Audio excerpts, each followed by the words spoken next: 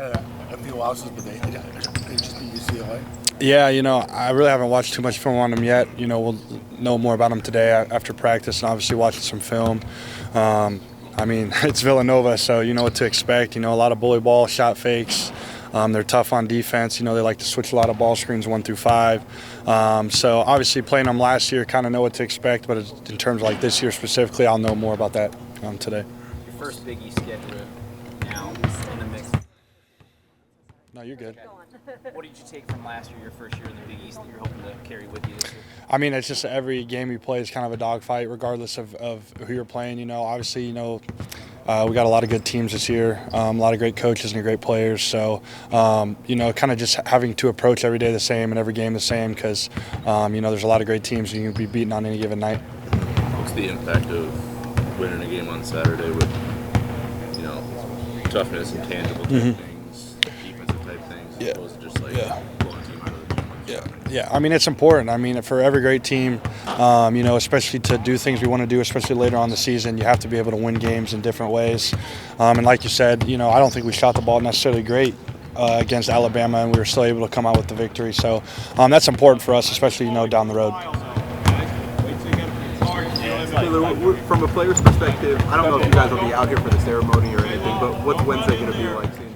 Yeah, it's great. Obviously it's probably long overdue with the college career he had, and obviously, it'll be a fun experience. I'm sure there'll be a lot of people here, and we're excited to have him here, and obviously the support. What do you remember from watching him in college? Just a lot of buckets, man. Just a lot of buckets. Obviously, it's one of the best scorers in college history. So that's probably the biggest thing, just a lot of buckets made. Did that impact you coming here in any way? No, not. Yeah, no, not necessarily. No. Has Max said anything about what Wednesday is going to mean to him? No, not yet. I'm sure it'll mean a lot, obviously, with everything that goes on there, but he hasn't said anything to us specifically. Taylor, I think you guys are one of the only Big East teams this week that plays just one game. Does that help at all? Do you care? I just focus on today, to be honest with you. I don't really mind it. After Wednesday, we kind of get a little bit of a longer break, which will be nice. I think it's needed at this time. So I don't think it's that big. Don't really think about it that much.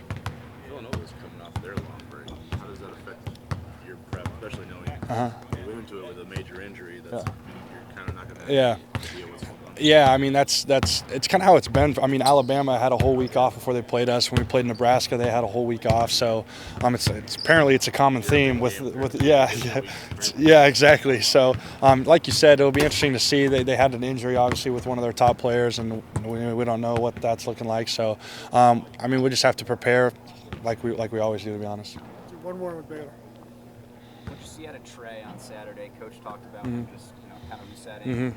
Being at peace with when his shots aren't falling. Yeah. What did you see, and how does that help you guys at backcourt? Yeah, just like you said, he brings so much more than just scoring, and he was definitely really hard on himself during that stretch where he wasn't shooting the ball well. But I felt like Saturday he did a great job of just kind of letting the game come to him, really moving without the ball well, which kind of opened up some lanes for him to get some easier shots. And obviously he's a terrific player, and when he's playing like that, it's definitely needed for us. Mike, you good? Go ahead with questions for Isaac. Just hung out with a friend, watched the Husker volleyball game. I was cheering for them because it's our state, but unfortunately didn't get it done. But they'll be back next year, I'm sure. I'm curious what the basketball centric like. What's the difference in how the game looks and feels to you when you're in the 5 versus in the 4? Definitely not as comfortable because I've never really practiced at the 5 or anything. I just kind of got thrown into the fire when Kalkbrenner went out. So definitely something I need to work on more.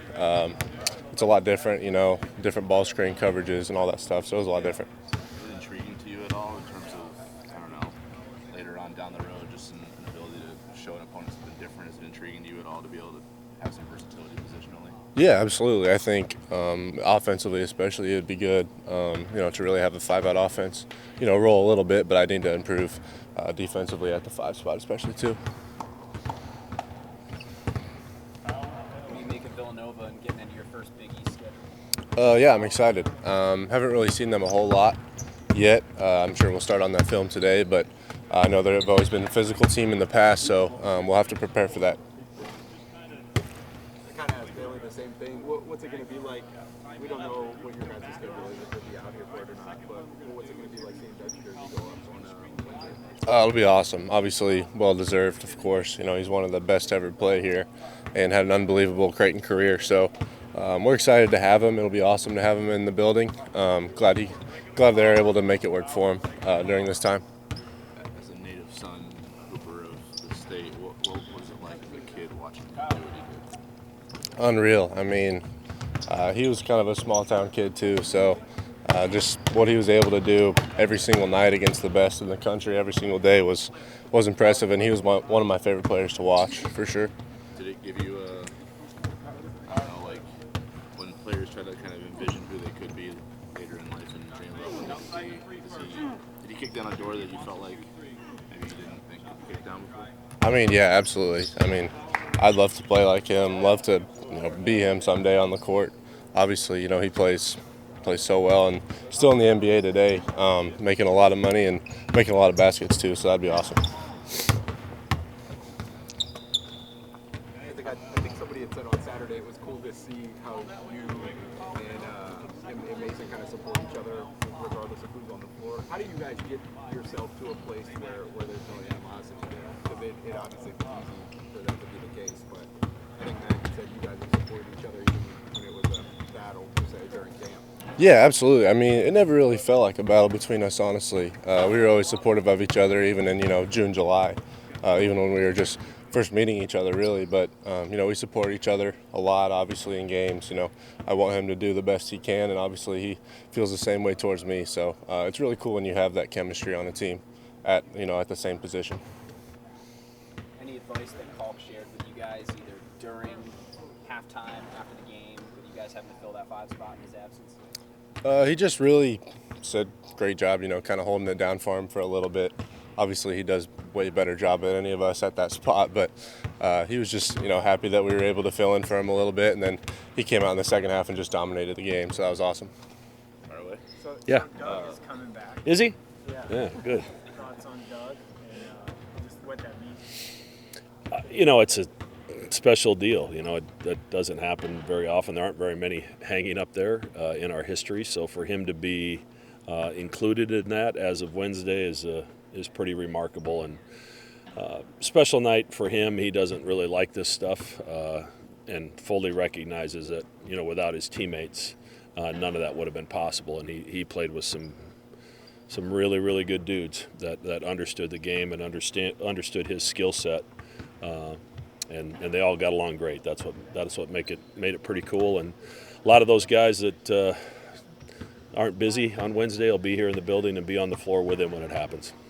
I know December 20th isn't normally a day where you stop and smell the roses, but is it going to be hard for you personally to stay centered on Villanova with your son's jersey going up in the rack? I'll stay centered on Villanova, but I'm also going to enjoy that 5 or 6 minutes. Dads don't get that chance very often, and we don't get him back here a lot. Obviously, his job kind of conflicts with what we're doing here, so it's been hard to get him in this building. He watches every game, and he makes side bets with his teammates that played at other Big East schools, and but we just haven't got him back much. So to have him in the building and to properly celebrate what was an incredible career will be pretty emotional and I think a lot of fun. What will it mean to you? I mean, you watched him doing this in the driveway, and now it's like this. Yeah, I mean it's full circle, from watching him really struggle with the game even as late as a freshman in high school to totally falling in love with the process of getting better and watching his game grow over the course of his high school and then college career. And while being here at every game was pretty cool, it's all the other stuff, being in practice every day and helping him grow, helping him develop, and watching him interact with his teammates is something that I'll always cherish. And to celebrate it one more time is that I'm sure it'll be a little misty maybe, but also a lot of fun and really really a cool thing for Doug. I think when he had talked to us about a month ago or 2 weeks ago or whatever it was, he said that there was a point when he was like 14 or 15 where he wanted to quit, and you taught him not to. Yeah, I remember. Yeah, we were in Fort Wayne, Indiana, at an AAU tournament. We drove over there. It was a 9.5-hour drive, and he was playing with a new group of guys. We kind of just moved to Ames, I believe, and he pretty much played when they were ahead 15 or down 15. And at the time he was 6'1" maybe, and really skinny and hadn't really come into his own yet. And we got in the car and certainly could sense his frustration. And that's when he told me, maybe I'll just be a manager. And I'm like, whoa, let's tap the brakes here. Knowing that I had a growth spurt between my freshman and sophomore year, hoping that same thing would happen for him. And fortunately, the one time in his life he listened to me.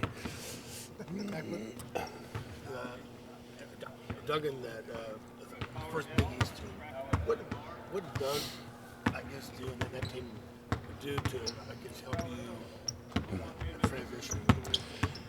First of all, there's a lot of important players that allowed us to get into the Big East. Certainly, Father Land and Bruce Rasmussen are at the top of that list. But without that team, we're not in the Big East today. We had sustained success with that group.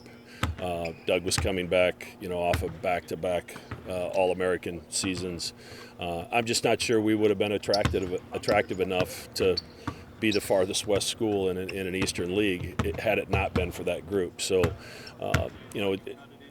so first of all, I don't think we're here without them. And secondly, the momentum we got from that first year, finishing second, and that Marquette game is still, one of the cooler events that we've had in this building. It was just, you could feel the energy in here for that first Big East game. And, for us to finish second, get to the title game, have a high seed in the NCAA tournament, really set the stage for things to come, that it was going to be possible at Creighton to be successful in a league as good as the Big East. Coach, you called Saturday a big game at the podium. What's the feeling about this team heading into Big East play after that one? Well, they're all big games now.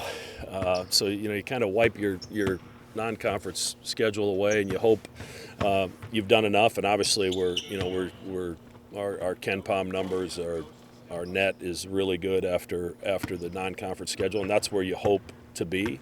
Obviously, stubbed our toe a few times, but we had two teams play really well against us in those nights when we didn't have our A game. But I thought Alabama was really a critical game for us to finish that off. They're going to be a really good team. They're going to win a lot of games in the SEC. They played a very difficult schedule. Not many people do Purdue, Creighton, and Arizona in the same week in December, and that's what they're about to embark on. So I think it's prepared us for things we're going to see in the Big East. And, now you see teams that know you inside and out. They know your personnel. They know your trick plays. You can't get away with those as much. But you know them inside and out as well. So it's, who's got the will to do it for 40 minutes, and that's what we'll find out on Wednesday. Their metrics are really good. They're top 40 offense and defensive team, and people think we shoot a lot of threes. They shoot more threes than we do, per their total shot count. So over 51%, I think, of their shots are three-point shots. And when they haven't shot it well, they've struggled. When they've shot it well, they have a 25-point lead against Memphis. They beat North Carolina, beat UCLA. So. We have to get to the three-point shooters, but you also have to defend the rim, and that's it sounds easy, but they grind you in. They grind you every possession. We're going to defend for 25 seconds most every possession. They really try to control tempo, especially in this building, so we anticipate that as well. How's Cole Brenner doing now 2 days removed from Yeah, it's still not great. I'm not sure he'll practice today. I didn't see the replay until late Saturday night. I mean, he really rolled that thing over. For him to come back the way it still looks today is really pretty amazing that he was able to accomplish and be as effective as he was. But we'll hold him out today and give it another day. What type of Villanova team do you think you're going to see with them coming off the playoff?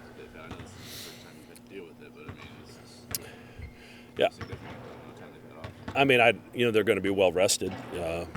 Will Justin Moore be back? That's a question nobody really can answer. They're not obviously he's really, really good. So if he plays, it certainly changes. But across the board, they've got a lot of guys 6'3" to 6'6" that are physical guards with length and strength. They pound you on the offensive glass. It's hard to get offensive rebounds. They don't foul a lot. You really have to earn your baskets against Villanova because they're not going to give you any. And I've said it many times when you played Villanova, it didn't matter whether Jay was coaching the team or Kyle. Like you have to beat them because they're not going to beat themselves. They just don't do that.